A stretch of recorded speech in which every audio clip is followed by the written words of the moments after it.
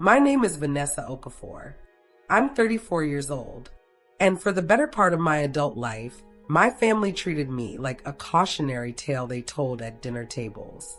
Not the kind of cautionary tale that makes people feel sorry for you. The other kind. The kind where the whole table nods and says, "Well, what did you expect?" The kind where someone brings up your name and everybody exhales with that low, shared disappointment that doesn't even need words anymore.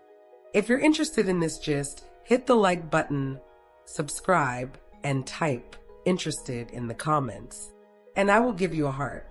I want to ask you something. Where are you watching this from right now? Drop your location and the time in the comments. I genuinely want to know who's up with me tonight, because this story, this one especially, I think it's going to hit different for some of you. Some of you are going to recognize this family. Some of you might even see yourself in it. I grew up in a house on Clover Lane in a suburb of Atlanta, Georgia. The kind of house with a perfectly edged lawn and wind chimes on the porch and a mailbox with the family name stenciled in gold letters. Okafor. My parents were Nigerian immigrants. My father, Emmanuel Okafor, had come to this country with a suitcase and a scholarship. He became an engineer. My mother, Grace, had studied nursing back home and spent 20 years working her way into hospital administration. They were not soft people. They were not the parents who asked how you felt about things. They were the parents who asked what grade you made and what your plan was, and if the answer was unsatisfactory, the conversation was over. My brother, Emeka, was 4 years older than me and had understood the assignment from the moment he could speak in full sentences. By the time I was in middle school, Emeka was the kind of teenager that other parents pointed to when lecturing their own kids. Straight as varsity soccer, student government, a smile that worked in any room. He was not performing for our parents. He genuinely was everything they wanted. I never hated him for it. I want to say that clearly. Emeka was not unkind to me. He was just so unintentionally good at existing in our family that his presence made mine look like a mistake by comparison. And then there was my cousin Adiz, 2 years older than me, raised in our house after her mother, my Auntie Blessing, died from a stroke when Adiz was 11.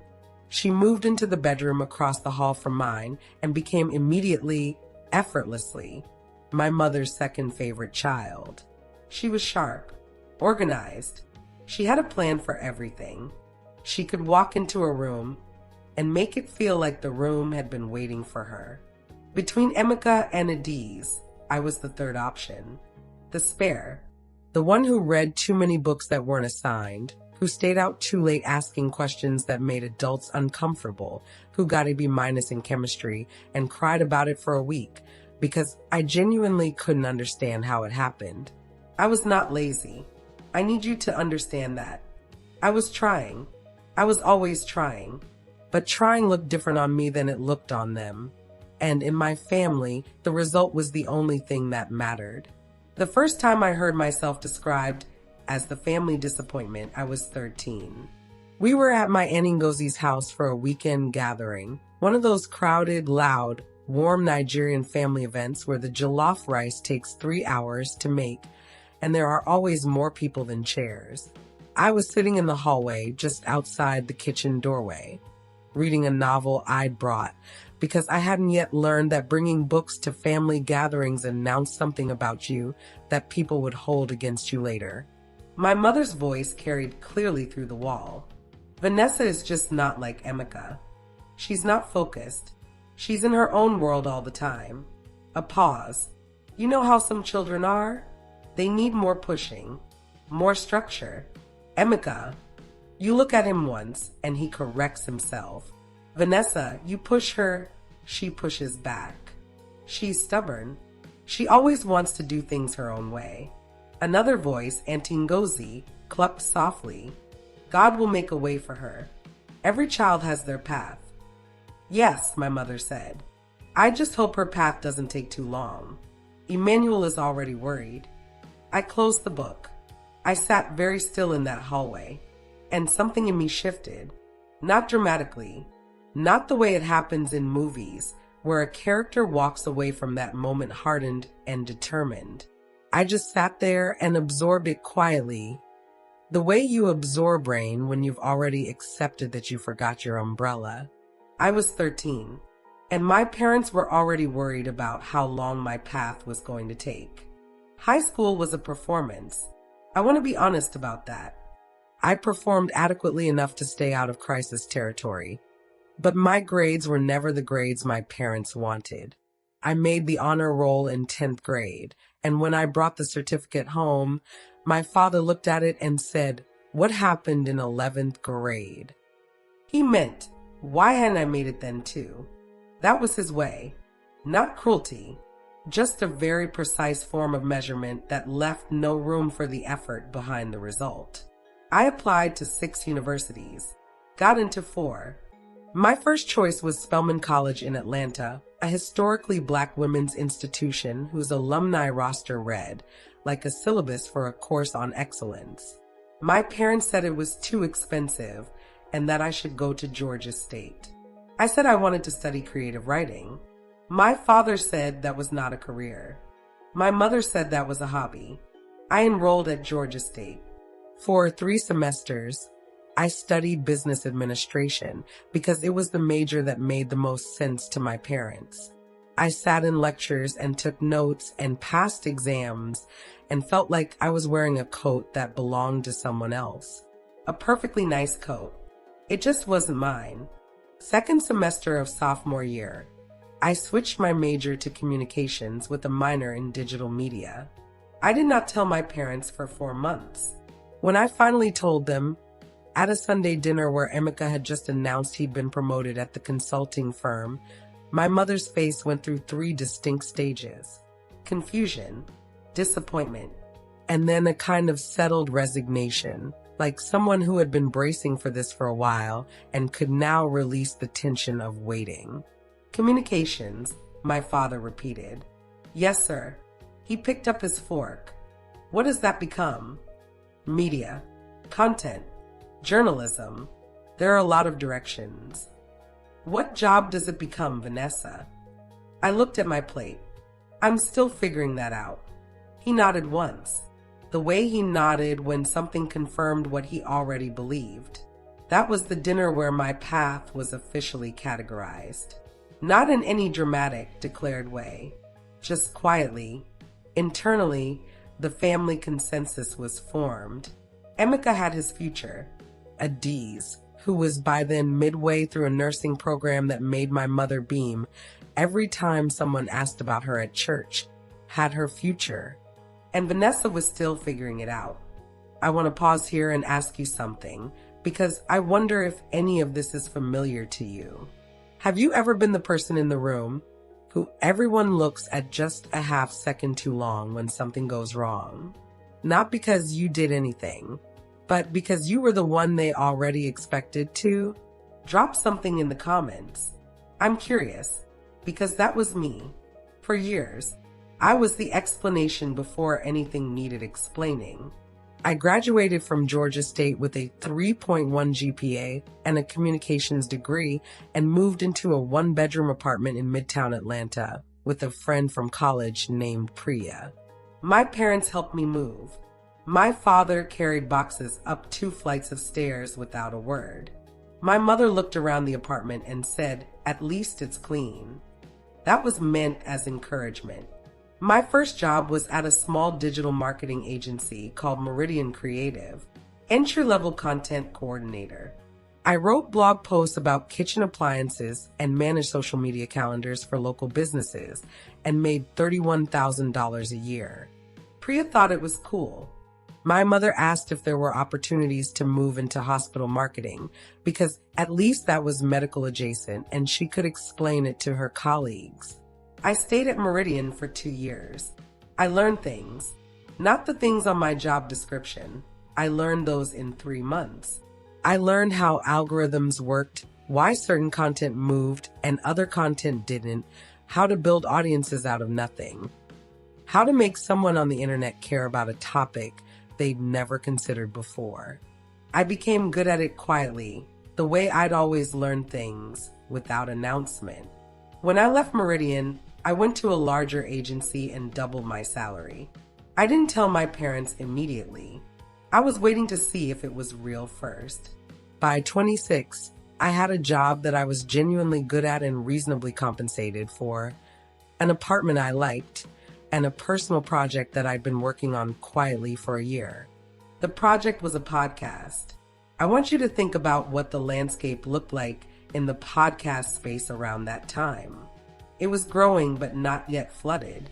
There were gaps, specific gaps in content that spoke to first-generation American women navigating identity, family expectations, professional ambition, and the very specific exhaustion of being the one in your family who never quite fits the template. I had been living inside that gap my entire life. I knew it from the inside with a kind of precision that no amount of research could replicate. I launched the podcast without telling anyone in my family. I called it Between Worlds. I recorded the first 12 episodes in my bedroom closet, wrapped in a comforter for acoustics, whispering into a condenser microphone I'd bought refurbished on eBay. My thumbnail graphic was mediocre. My intro music was royalty-free. And within 6 months, the show had 40,000 listeners. I still didn't tell my family. Here's something I've thought about a lot since then. Why didn't I tell them? Was I afraid they wouldn't be impressed? Was I protecting the thing I'd built from their particular brand of measured response? I think the answer is simpler and more honest than that. I didn't tell them because I had stopped needing them to know. I had stopped performing for the room that didn't applaud. I had quietly, without announcement, moved the goalposts of what counted as success. Their version of my success had always been shaped by comparison. Emika's trajectory was the ruler, and I was measured against it. I had stopped using that ruler. I had found a different way to measure. By 28, the podcast had 200,000 subscribers. A production company had reached out about a deal. A literary agent had sent a cold email asking if I'd ever considered writing a book. I still went to family dinners. I still sat at the table where my mother updated everyone on Emika's latest promotion and Adi's latest commendation from her hospital department. I still nodded and ate my rice and answered the questions directed at me with the appropriate level of vagueness. Are you still doing the marketing thing? Yes. Any plans? You know, bigger plans. Working on some things. A pause. Well, take your time. And I would smile and refill my glass and say nothing, because I had learned something that I don't think I could have learned any other way. The people who are waiting for you to fail are the last people who deserve the announcement when you don't. The year I turned 30, 3 things happened. The first, Between Worlds crossed 500,000 subscribers and was acquired by a podcast network for an amount that I am not going to disclose, but that made me sit on my bathroom floor for 20 minutes after the wire transfer hit, just to orient myself. My name appeared in a trade publication, then a larger publication, then a profile piece in a magazine that I had read since I was 14 years old. The second, Emika got married.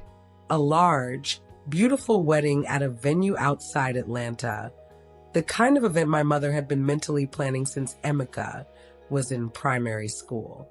300 guests, a 12-piece band, a dress that probably cost more than my first year's salary. I was a bridesmaid. I stood in the photos in a rose-colored dress and smiled the way you smile when you are genuinely happy for someone and also quietly processing something complicated in your own chest that you can't fully name yet. At the reception, a woman I didn't recognize approached me with a glass of champagne and said, "Are you Vanessa?" Oh my God, I listen to Between Worlds every single week. She said it loudly, enthusiastically, the way people say things when they don't realize the ripple effect of volume. 2 of my mother's friends were standing within earshot. I watched my mother's face from across the room, the way it moved through its stages. The confusion first, who is this woman? What is she saying? Why is she looking at Vanessa like that? And then the name, Between Worlds. I could see the moment she filed it away to investigate later. The third thing that happened that year, my father had a heart attack. He survived. I want to say that immediately because the story moves in a direction that I don't want you to misread. Emmanuel Okafor survived his heart attack. He was 61 years old and stubborn enough that I believe his stubbornness had something to do with it. He was in the hospital for 8 days. He came home with medication and instructions and a cardiologist appointment every 3 months for the foreseeable future. But during those 8 days, something else happened. The family gathered. That's what families do. Emeka flew in from Houston where he and his wife had moved after the wedding. Adiz took 2 weeks off from the hospital. Aunties arrived with food. The house on Clover Lane, which my parents had lived in for 27 years, became a staging ground for a kind of collective emergency management that Nigerian families do with a particular intensity that is equal parts love and controlled chaos. I was there every day. I want to say that plainly. Every single day. I worked from my parents' living room on my laptop and was at the hospital by 9 every morning and stayed until visiting hours ended. My mother, who was not someone who asked for help easily, started asking me to handle the things that made her feel overwhelmed. Insurance calls, coordinating with the cardiologist's office, managing the parade of visitors so my father could rest when he needed to. I did all of it without being asked twice. At some point during the third day, Adiz pulled me aside in the hospital hallway. "You're good at this," she said. She seemed genuinely surprised. "At what?" "Managing everything. Keeping your mother calm. You seem organized." I looked at her.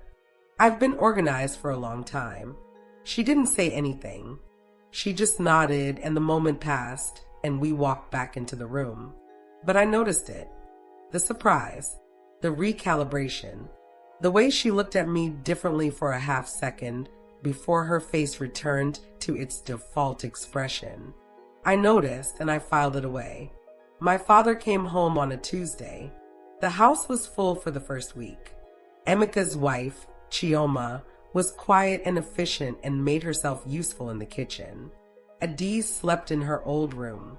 I drove over every morning. The second week, Emeka had to return to Houston for work. He apologized to my father, who waved it off with one hand and said, "You go. You have your responsibilities." My father said things like that. He measured people by their responsibilities. Adiz stayed the second week. And the third. She had arranged her schedule. I stayed too. I had more flexibility in my schedule than a traditional office job, and I didn't explain why because I still hadn't told my family about the podcast acquisition or what it meant for how I worked. By the fourth week, it was mostly me and Adiz and my mother managing the household. My father was recovering, slow and frustrated, the way people who have never been sick are frustrated by illness. He was used to being useful. Sitting in a chair and watching television made him grip the armrests. One evening I was in the kitchen making tea, and my father called me into the living room.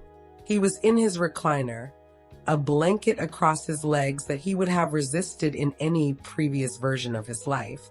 I sat on the couch across from him. "What are you working on?" he asked. He nodded toward my laptop, which was on the coffee table. "Content," I said. "For work." He looked at me for a moment. "You've been here every day." "Yes, sir." "Your work doesn't need you in an office?" "No, sir. I work remotely." He was quiet. The television was on low. Something about nature. "Birds." He watched the birds for a moment. "You're doing okay?" he asked. "Financially. You're stable." This was the most direct he had ever asked me about money, which in my family was a language for a dozen different things. Worry, respect, measurement. "I'm doing more than okay," I said. He looked at me again, not the brief measuring look I was used to, a longer one. "Good," he said finally. That was all. I went back to the kitchen, but something in the exchange sat differently than anything before it. He had asked. He had listened to the answer. That was new. Now I need to tell you about the gathering. Every year, my family held what they called a summer Sunday. It was a tradition going back further than I had been alive. My parents' generation, then ours, an annual gathering at whoever had the largest available space. Extended family, friends, neighbors, the community my parents had built over 30 years in this country. 60, 70, sometimes 100 people. It was a production. This particular summer Sunday was the first one since my father's heart attack. My mother had wanted to cancel it. My father had refused with a firmness that made everyone stop arguing. It was held at Emeka and Chioma's house. They had recently bought a large colonial in a suburb of Atlanta. The kind of house that was clearly purchased with an eye toward hosting exactly this kind of event. For 1,000 square feet, a finished basement, a backyard with a deck the size of my apartment. I drove there alone. If you're watching this and you've ever been the person who arrives at a family event knowing exactly how the day is going to go, who will ask you what, who will redirect the conversation back to someone else, which comments will land disguised as questions, you know the particular kind of bracing that happens in the car on the way there. It's not dread. It's just armor. You put on your armor and you drive. I put on my armor and I drove. The gathering was loud and warm in the ways those gatherings are. Music from a Bluetooth speaker somewhere. The aunties clustering in the kitchen to argue productively about seasoning. Children running in and out of the sliding glass door that no one could get to stay closed. My father in a chair near the window looking better than he had in the hospital. Color returned. Energy in his eyes, though he still moved carefully, and my mother tracked him from across the room every few minutes without appearing to. Adiz was there, already in the center of things the way she always was. She had brought her new boyfriend, a physician named Marcus who was tall and easy to talk to and who shook everyone's hand with both of his. My mother loved him immediately. I made my rounds. I hugged the aunties. I spoke to the family friends whose names I had known since childhood. I admired the baby that Emeka and Chioma had recently produced. 7 months old and round-faced, and completely unimpressed with all the attention. Then I found myself in the kitchen, alone for a moment, refilling a glass of water, when I heard my Auntie Ngozi speaking to someone in the dining room. Vanessa is still trying to find her way, you know. Grace doesn't say much about it, but you can tell. Between the three of them, Emeka, Adiz, and Vanessa, she's the one they worry about. I stood very still at the counter, my back to the doorway. She's 30 now, the other voice. A woman I couldn't immediately place. 31 now. No ring. No, what do you call it, career path. She does some kind of computer work. Marketing, I think. But it's not, Auntie Ngozi paused, choosing words. It's not the kind of thing you can see, you know? Emeka, you can see what he is. Adiz, she's a nurse. It's real. With Vanessa, you ask, and she says she's working on things. Always working on things. I put down my glass. I turned around and walked back into the living room. I sat next to my father and watched the children chase each other through the yard, and I felt something shift in my chest. Not hurt. Something past hurt. Something on the other side of it. I thought about saying something. I thought about it seriously, and specifically, standing up and saying casually, conversationally, that Between Worlds had just crossed 800,000 subscribers, that I had been featured in that magazine, that I had recently been approached by a television production company, that I had more than once been in rooms with people whose names Auntie Ngozi would recognize, and those people had treated me as a peer. I thought about it, and then I looked at the yard, at the children, at my father in his chair, at my mother carrying a platter out to the deck, at Emeka laughing at something Marcus had said, and I decided not to. Not because I was afraid, not because I doubted myself, because the announcement in that moment felt like something I would be doing for the wrong person. I would be doing it for Auntie Ngozi. I would be doing it for the version of myself that was still standing in a hallway at 13, listening through a wall. That version of me deserved better than a performance at a family barbecue. So I sat, and I smiled, and I stayed quiet.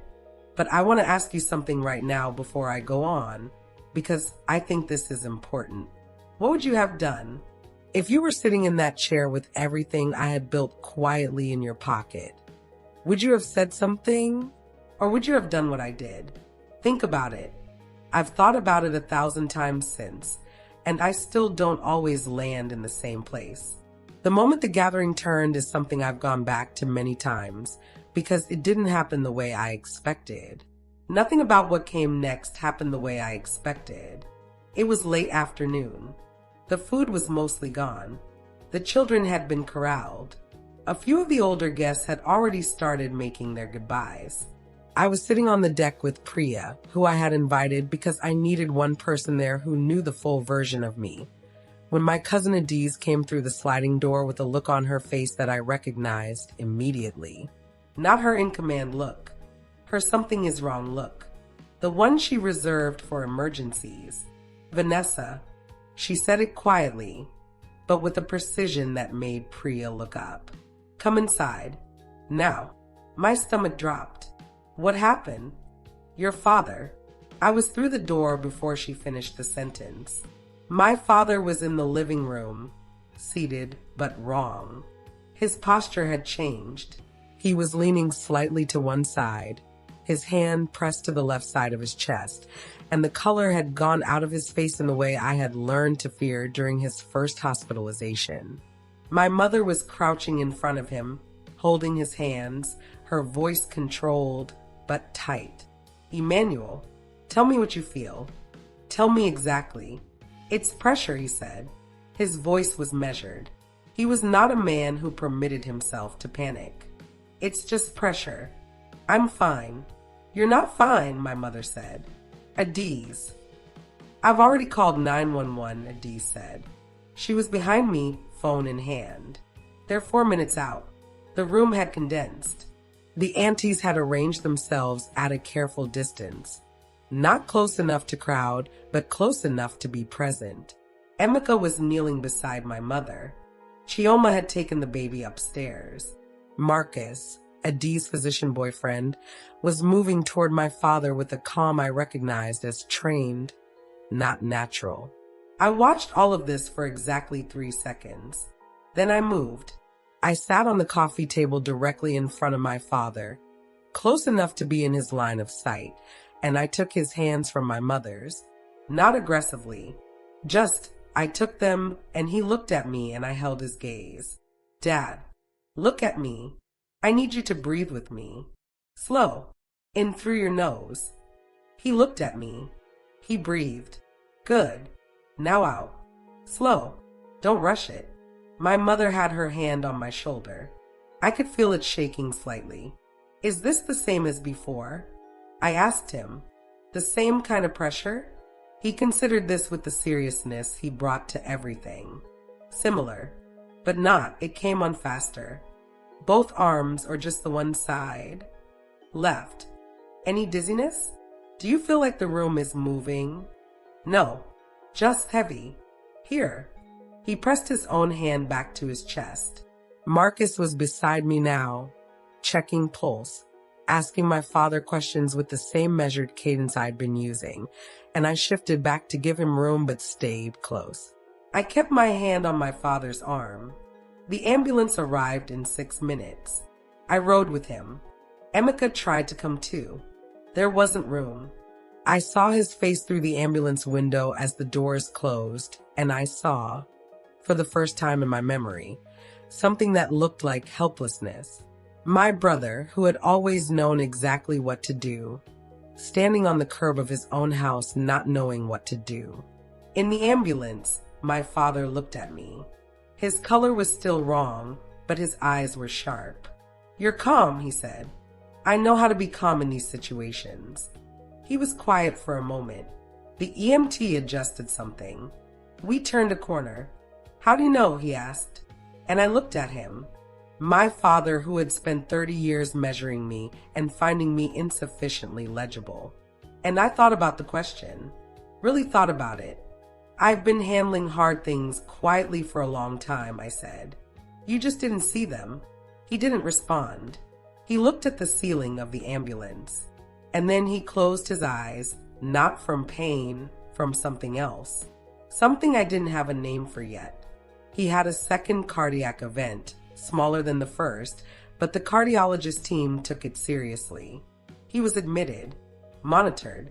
The conversation shifted to a procedure he had been resisting since the first hospitalization, a stent. His cardiologist had been recommending it. He had been saying he'd think about it. He'd been stalling. That night, after visiting hours, I sat with my mother in the hospital waiting room. It was the first time in a long time it was just the two of us. Adis had gone to get coffee. Emeka had gone to check on Chioma and the baby. My mother sat with her hands folded in her lap, looking at the floor. He won't do the procedure, she said. He'll do it, I said. He's been avoiding it for months, Vanessa. Every time the doctor brings it up. I know. I'll talk to him. She looked at me. You'll talk to him. It wasn't quite disbelief. It was something more complicated. It was the face of someone who had just been handed a piece of information that didn't fit the categories she'd been using. He listened to you in the living room, she said. Before the ambulance. Yes. He doesn't usually, she stopped. I waited. He doesn't usually let people manage him, she said carefully. Even me. He listens, and then he decides what he was already going to decide. I know. I looked at my hands. But he listened today. My mother was quiet for a long time. Then she said something I had never heard her say before, in those exact words, with that exact weight behind them. I don't understand what you've been building, Vanessa. This work you do. I don't know how to explain it to people. I looked at her. I've tried, she said. When people ask about you, I say you're in media. You do content, and they nod, and I can tell they don't really understand either. Emeka, I can explain in one sentence. Adis, one sentence. She paused. With you it's always more complicated. What you can't explain in one sentence isn't less real, I said. It's just bigger than one sentence. She didn't answer that, but she held it. I could see her holding it. I want to stop for a second right here, because I know some of you are waiting for the part where everything turns around, where my mother cries and tells me she always believed in me, where my father calls me to his bedside and says I was wrong about you. Here's what I need you to understand. That's not the story. Stay with me. The next morning I went in to see my father alone. My mother had gone to get breakfast with the D's. Emeka had taken the baby back to the house. It was 8:15 in the morning, and the ward was quiet in that particular hospital way, orderly and humming with invisible machinery. My father was awake. He looked better than yesterday, which was something. He had that look he got when he was processing something and had decided not to let anyone see the process. I sat in the chair by his bed. The doctor came early, he said. I know. I spoke to her in the hallway. He looked at me. You spoke to her? Yes. She walked me through the procedure. I asked her questions. She was thorough. I paused. She's good, Dad. She knows what she's doing. The stent has a 93% success rate in cases like yours, and the risks of not doing it are. I know the risks. Do you? Because you've been behaving like you don't. He held my gaze. This was the thing about my father that was actually something I had inherited from him. Neither of us looked away first. I'm 61 years old, he said. I know how old you are. A procedure like this at my age is standard. Dad, it is a standard procedure. You're not special enough to be the exception to the statistics. There was a long pause, and then something happened that I had seen exactly twice in my life before. My father almost smiled. Not a full smile. a movement at the corner of his mouth that he stopped before it became something he'd have to acknowledge. "You sound like your mother," he said. "I sound like myself." I leaned forward. "Please do the procedure." "Not for me. For the fact that you have a grandson who you haven't been awake long enough to argue with yet." He looked at the ceiling. "I'll think about it," he said, which in my father's language meant yes. He did the procedure 2 days later. It went well. The cardiologist spoke to us in a hallway that smelled of antiseptic and said words like "good outcome" and "improved flow," and "we expect a full recovery." And I watched my mother hold Emika's arm and close her eyes for a long second. I was standing slightly apart from the family cluster. I had been the one asking the questions again, following up, coordinating, making sure the discharge plan was clear, that the medication schedule was written down and not just explained verbally, that the follow-up appointments were scheduled before we left. I did all of this without being asked and without announcing that I was doing it. At one point during the wait, Adiz came and stood next to me. She didn't say anything for a while. We just stood together looking at the hallway. "I used to think you were scattered," she said eventually. I looked at her. "When we were younger, I thought you were all over the place. No clear direction." She was measuring each word. I was wrong about what I was looking at. I didn't respond. "You weren't scattered," she said. "You were building something that didn't look like what we expected."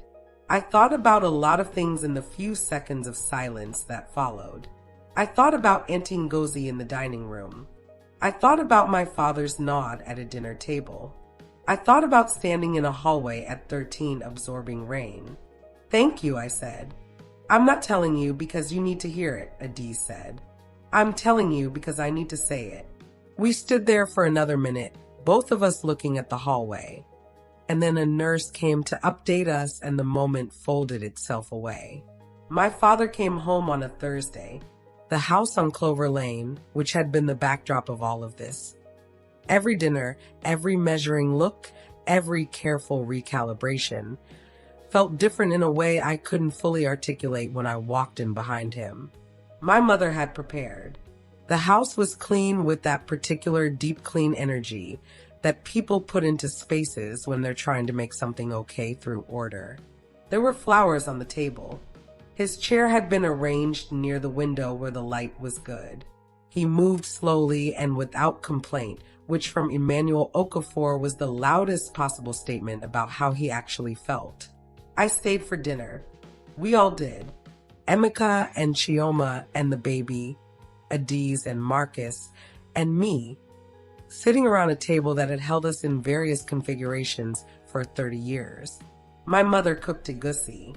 My father sat at the head of the table, not in his usual commanding posture, but present, which was its own kind of statement. At some point during the meal, Emika's wife, Chioma, who was quiet in the way that people are quiet when they're paying close attention to everything, said something. "Vanessa, I heard your podcast came up in conversation at a conference I attended last month. The person who mentioned it didn't know I was connected to you. She said it changed how she thought about her relationship with her parents." Everyone at the table went quiet in the specific way that happens when something is said that shifts the air pressure. I looked at Chioma. She had the expression of someone delivering information they had been holding onto for the right moment. "Which conference?" I asked. She named it. A professional development conference for first-generation professionals in the Southeast. About 400 attendees. My mother had her fork suspended halfway to her mouth. I watched my father's face from the corner of my eye. He had looked up from his plate. He was watching me. "What is the podcast?" he asked. His tone was not skeptical. It was the tone he used when he was trying to understand something he realized he had been missing. And here is the moment.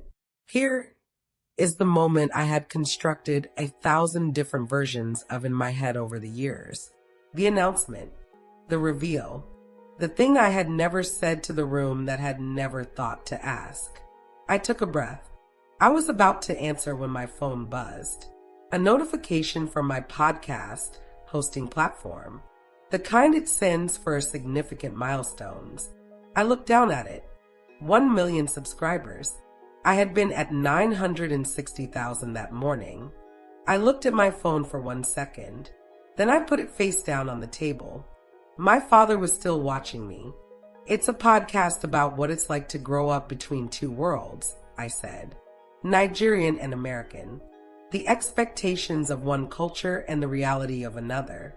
About being the person in your family who doesn't fit the template. Silence. How many people listen? My mother asked. Her voice was careful, like she was handling something she was afraid to drop. I looked at her. I had spent a long time thinking about how this conversation would feel. I had imagined it feeling triumphant, vindicating. I had imagined that tight satisfaction of a thing finally seen.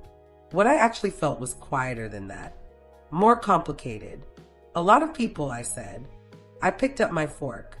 My father was still watching me, and I noticed something in his expression that I had never, in 34 years of being his daughter, seen directed at me before. I couldn't name it in the moment. It was too new. It sat in a category I hadn't built yet. We ate. The baby made a noise that made everyone laugh. Adiz asked Marcus to pass the plantain. The conversation moved the way dinner conversations do, branching and collecting and circling back. I stayed until almost 10, helped my mother clean up, said goodnight to everyone, hugged my father at the door, which was something we had never been a family that did easily, and I felt him hold the hug a half second longer than I expected. I drove home. I sat in my car in the parking garage of my building, and I held my phone, and I looked at the number on the screen for a long time. 1 million. And I thought about Auntie Ngozi's voice through the dining room wall. I thought about always working on things. I thought about my father asking, what does that become? I thought about standing in that hospital hallway talking to a cardiologist at 8 in the morning because there was no one else who knew the right questions to ask. I thought about Adiz saying you were building something that didn't look like what we expected. I thought about the way my father looked at me at the dinner table, the expression I couldn't name. I thought about the fact that it had taken all of this, a heart attack, an ambulance, a surgical procedure, a milestone notification on my phone, to put me in a room where my family looked at me and actually saw me. And I didn't know how I felt about that. I want to be honest with you right now, because I think this is the part of the story where most people would tell you it ends cleanly. That the dinner was the turn. That 1 million subscribers was the crescendo. That everything shifted and the family gathered around a new understanding of Vanessa Okafor, and somebody cried and said they were sorry for not seeing it sooner. I don't have that for you. What I have is more honest than that, more complicated, and maybe more useful. The week after my father came home, things returned to a kind of normalized version of normal. He was home. He was recovering. He was slowly, grudgingly, allowing people to do things for him.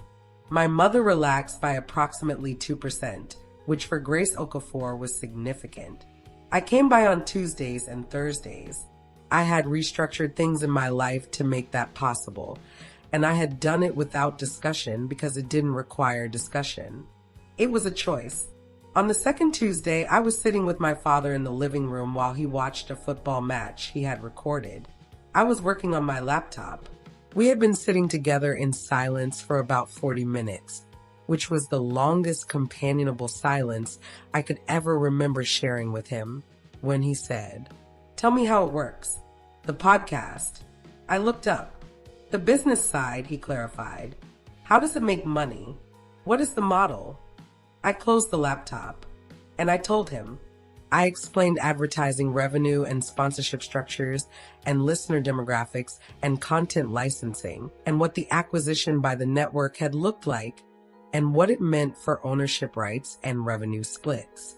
I used precise language because he responded to precision.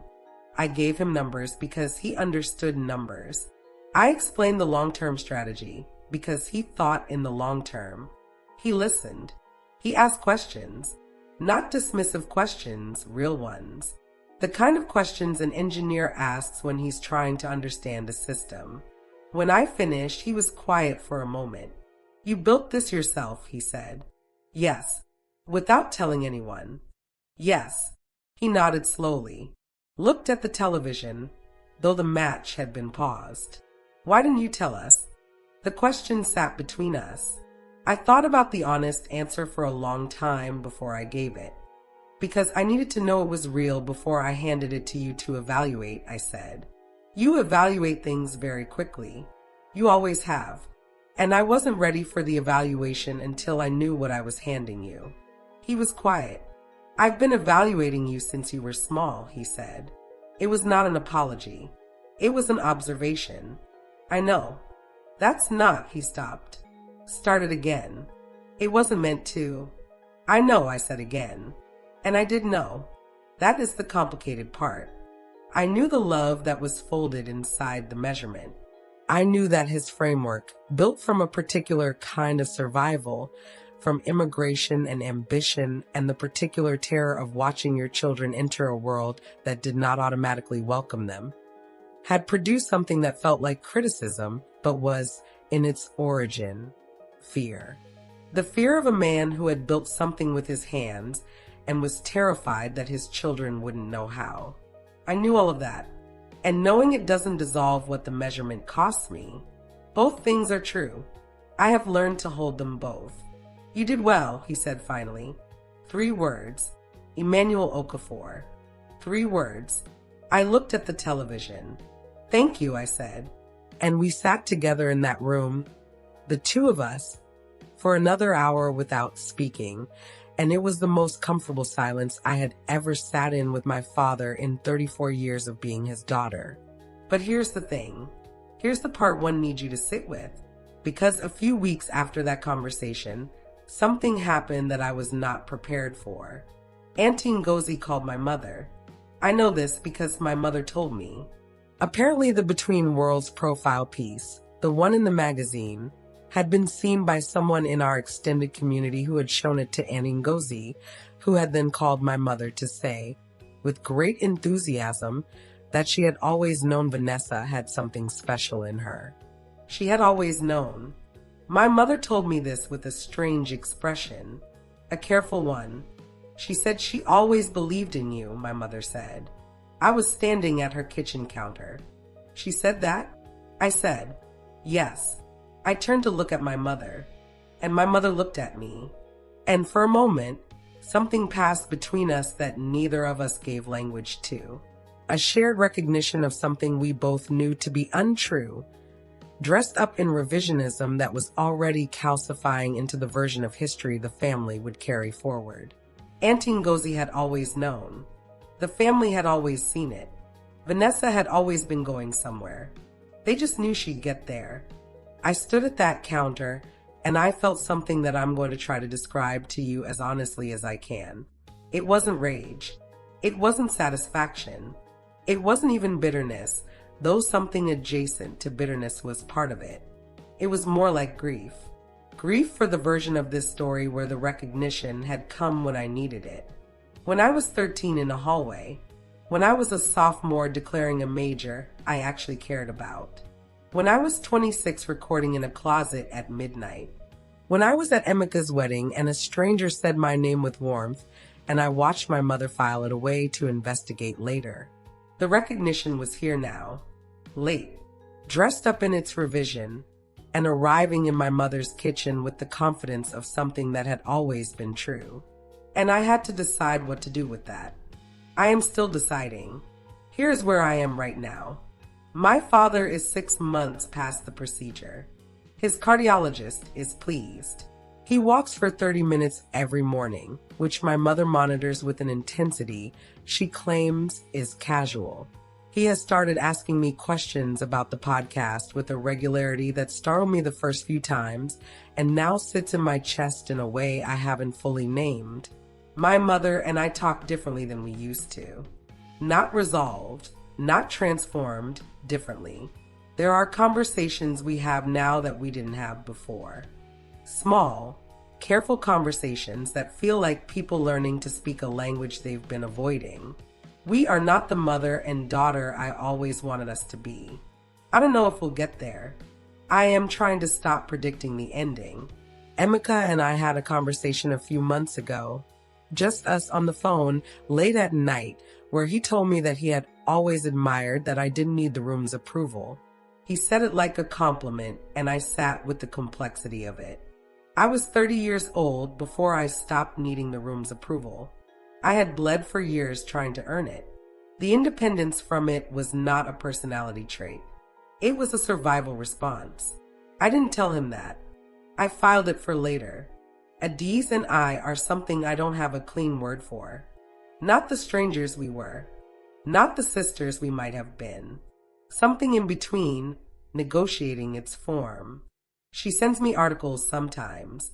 I send her back thoughts on them. It is tentative and real. The podcast crossed 1.2 million last month. I recorded an episode last week about the experience of being the family member whose success arrives in a language your family doesn't speak. About what it costs to be legible to the people who love you. About whether legibility is something you owe them or something they owe you, and the strange, uncomfortable answer, which is neither. It's something you build toward each other, slowly, when you're both willing to learn the vocabulary. The episode is the most downloaded one I've ever released. I read the comments for an hour afterward. Thousands of them. People describing their own Auntie Ngozi, their own dinner tables, their own father's 3 words, their own moment of standing in a parking garage holding a phone. And I want to tell you something honest about where I am right now. I am not at peace with all of it. I don't think the clean peace is available to me yet, and I have stopped pretending I'm waiting for it. What I have instead is something more sustainable. A working relationship with the complicated truth of my family. A life that I built in the specific shape of the person I actually am rather than the person the template required.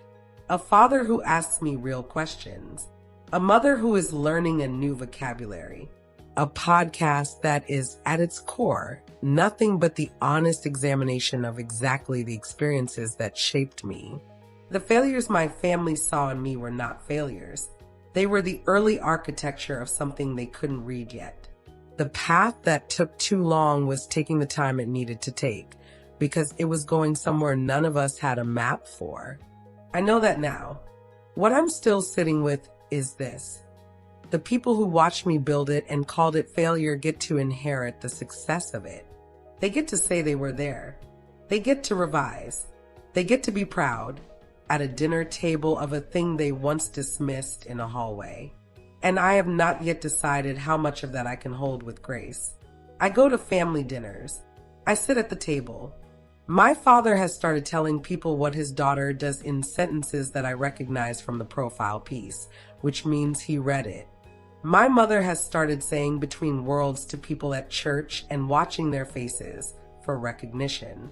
I sit at the table. I eat the rice.